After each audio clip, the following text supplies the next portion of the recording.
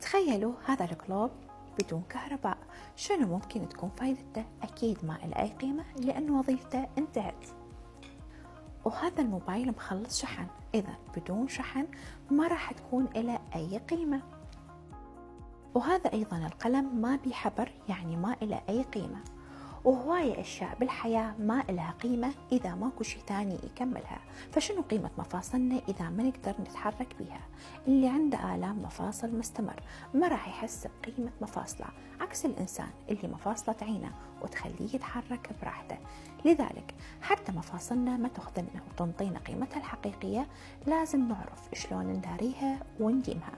مرهم الشفاء هو الوقود اللي راح يخلي مفاصلنا دائمة الحركة ويخلينا نعرف قيمتها صح. آمن وطبيعي، استخدام خارجي، ونتائج مضمونة.